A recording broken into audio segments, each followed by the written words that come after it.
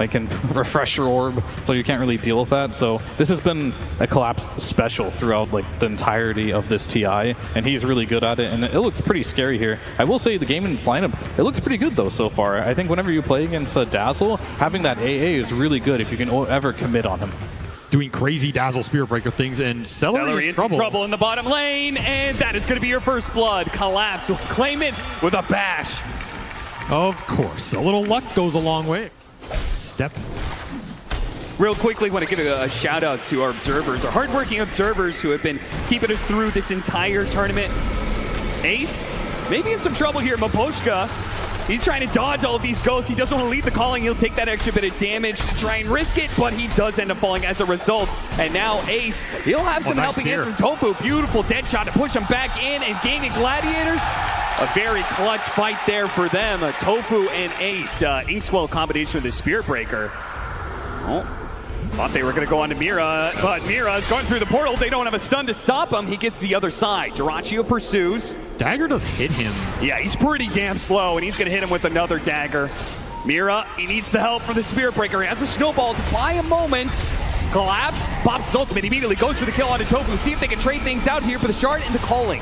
That actually protects him there. Rotate Laurel bottom. They really want to punish Duraccio. There it is. Gold's coming back. The Inkswell charge in, chaining the stuns and adding up on the damage. I mean, there's no vision here.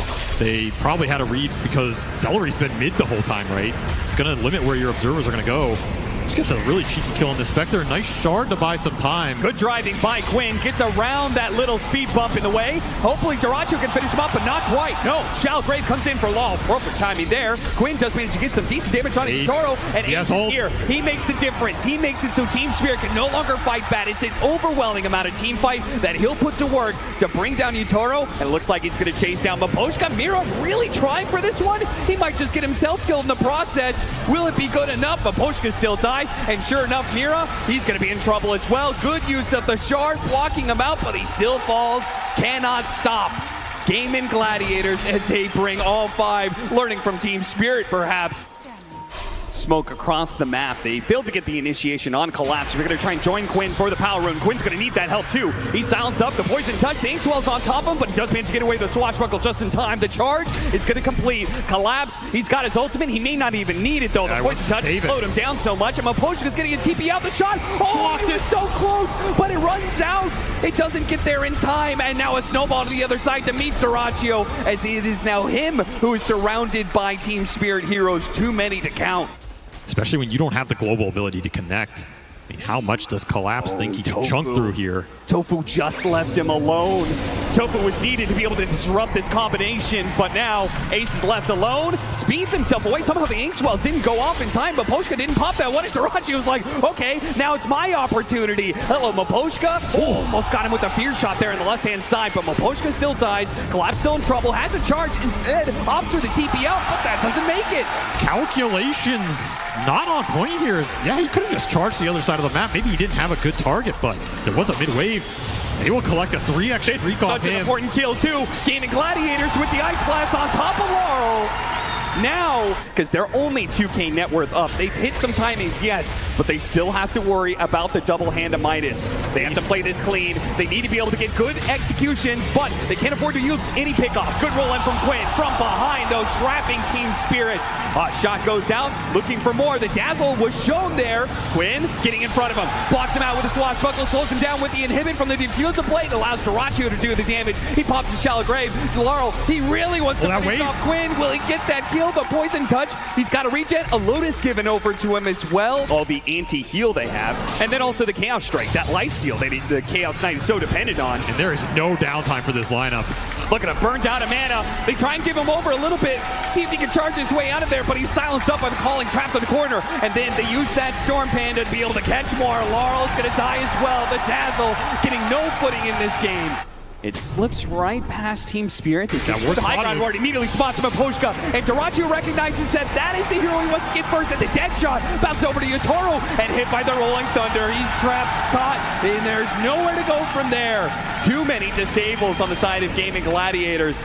And that is a big paradigm shift from games 1 and 2. Yeah, how do you wrap though against a Spectre and, well, you got this Quinn. He is running around with a Pangolier. You're not going to be able to solo in a lane for very long.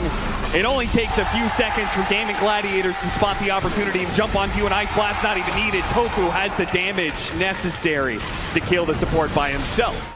Collapse will try and find a pickoff on Tofu, and this will combine with Miposhka, so they strike back a little bit on the map. Miposhka's just going to stay hidden here. The charge canceled by the Spirit Breaker. Rolling Thunder very far away. He's just going to initiate from 3,000. Yeah, because at any point in time, the Spectre can join him as soon as he gets that initiation, but they don't quite catch him. The Ice Blast is going to be stretched out. Utoro, they see an opportunity to turn this around. Yeah, he's going to go for Dyrachyo here with the snowball. There's so many heroes. They dispel out the Phantasm, but Utoro himself, he will bring down. He will use his own hand to take down the enemy carry. Now looks to finish up these Brewlings if possible. GAIMIN Gladiators trying so hard. The last one is going to die. Double kill for Utoro, and they turn back for Celery. Uh-oh. Quinn's going to be in for a rude awakening in a second here. He just needs his blink up, and he gets hit by the Dingo. Swashbuckler from the side, but they have the silence on him. The Ghost remains with Quinn. He tries to go for a roll-up play, but he's got nowhere to roll away to.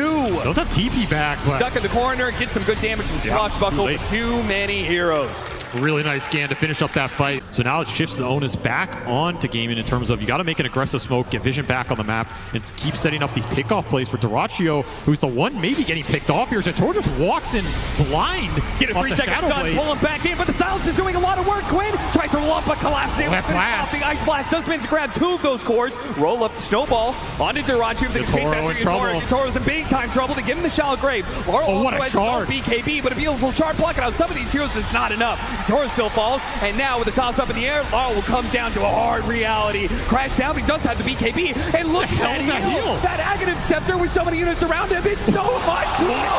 He is not going to die so easily. GAIMIN Gladiators thought they had an easy target, but he will fight to the bitter end. He'll bring down Dyrachyo before he finally falls. Collapse stuck, though, in the silence. The buyback required from GAIMIN Gladiators because Laurel was too tough of a nut to crack. That looked way closer than it should have been. That team fight definitely helps. Still 500 off here, but that's going to be a large damage ramp as the Shadow Step comes out. Dyrachyo's trying to do this solo. It's a bit dangerous. Collapse, they're going to try and turn back around. They do have the Ice Blast that'll finish off here pretty easily. And Collapse, he's got to be careful of his damage by Utoro. He comes in, swipes down Dyrachyo. But the rest of the team is now here from GAIMIN Gladiators looking for the catch, but Collapse has already rolled away. Ball taken out. Oh, the hook shot. It's not quite enough. They have no stuns. Collapse breaks free. Straight through the man's heart. He did not care. He just walks it off. Can't really get much closer than that. And once more, Utoro, he finds an angle in the fight, cleans up Dyrachyo, and gets the hell out. That is a full Silver Edge reveal done. And now the Aegis is going to be taken away from Quinn.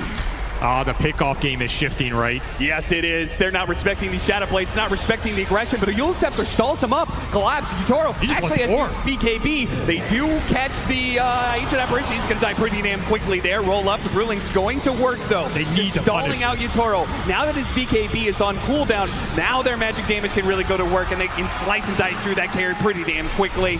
Miposhka, obviously, he doesn't have much hope of living through this. So the fight does turn against them. I love that Dyrachyo still not slowing down. He may die every once in a while, but he says, you know, ultimately the end game is okay with me. We're still getting some good trade-offs in fights. I'm still going to try and limit your split push by going on you whenever you can. Doesn't want to let him get away with a tier 2 for free. BKB, they stick on top of him with the silence and the stuns. It's enough. Quinn is stunned up for so long. And now Tofu's going to be in some trouble as well. He pops his ultimate. That just kind of delays things a little bit, but there's no one coming to save him. If you're getting multiple Ink Souls off in these fights, it's probably going to win you the engagement. And right now, you're just getting outnumbered at a tier 2. You overextended on. Courier will die as well. Another pickoff that they will miss, which is time for the Midases to go to work, right? Yep. They have been cranking this whole time and climbing the charts. This game is a 1K net worth lead now at 32 minutes. Dead even. And everything depends on these team fights. Collapse just charging. They're getting the right kind of initiation here. A charge that hits both supports. Quinn on the run here. They immediately jump after him. Laurel chasing after him with that shard to be able to slow him down. Yeah, he's not going anywhere. 3 dead on the side of GAIMIN Gladiators, and Team Spirit have changed this game. The narrative was supposed to be GAIMIN Gladiators controlling and seeing if they get ended, but Team Spirit have turned this all back around in the space of just this 5 to 7 minutes. Need to connect this ult on a big target and Collapse. He's just going to lead the charge with Bulldoze here. Not afraid of too much while both carries on the other side of the map. Look at him just running in there. This is a fight without Yatoro. Oh, that ward somehow slips past detection. Oh, no, he's got it. There's a Dispel. Gets him with the Dispel on the Yule Scepter, but it is going to cost Celery his life. He does have buyback. He's going to play for it. Quinn off the mark there with his blink in, trying to hit some heroes, but they've already popped their BKBs and are resetting a little bit. Celery, he's going to try and walk back into this fight. He's got to be careful, though. He may get caught by Collapse. He spots it. Found the A again. Tower. Yeah, that Ancient Apparition's gone. No more Ice Blast for you to be able to use. Ace has to use his ultimate. He knew Yatoro was gunning for him there, and he could have been chain stunned up. Now they back away. Primal Split being used. If they can get everybody out, it's a dream for Team Spirit. Collapse is making that momentum, though. Pushed back by the Void Panda. Now hit by the Orchid. If they can kill Collapse, that'd be great, but he has so many Dispels and so many heals. Mira jumping in, goes for the back line. The Pango's been caught, and Yatoro, he destroys him so instantly. Now turns his damage onto Durachi. Back by Collapse. A charge on through. Tofu, he just managed to get the Force Staff down to low ground. Does get a dead shot onto Collapse, but he's still pretty damn healthy, and they can't turn this one around. It is all Team Spirit, and they will feast on the Brewmaster last. Team fight decision making just off the charts here. I mean, the kiting dealing with the ult, they just make it look way too easy right now.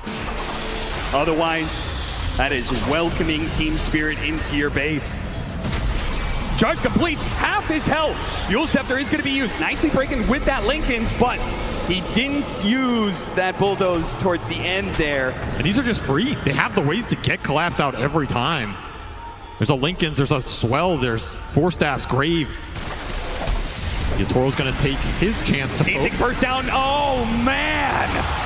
Before you can even complete the sentence, he's already gone. They do have an Ice Blast, though. That's pretty well positioned. Duracio's already cleaned up the Grimstroke. It's not too bad, but Duracio, he needs to get out of there. Oh, my God, that's so much. Buyback from the Spectre. Too much damage. Spectre has to win this now, but he has to be careful of that Dazzle. They have to be able to take away this Aegis at the bare minimum.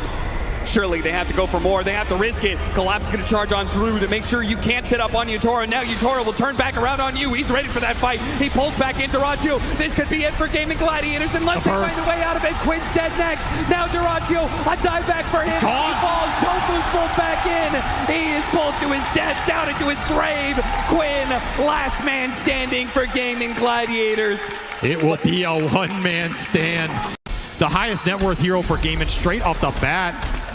No turnaround potential, and you are running out of lives. You are running out of games to play here as Team Spirit. They don't want to just be the best team in the world. They want to prove that they are one of the best teams ever to grace this stage right now, and they are showing why. They're going to go for the Megas, play it safe, and Ags finished on Mira. He's about to kick this team straight out of the tournament if he has his way, and they're going to go right for the throne. Quick reactions from Quinn.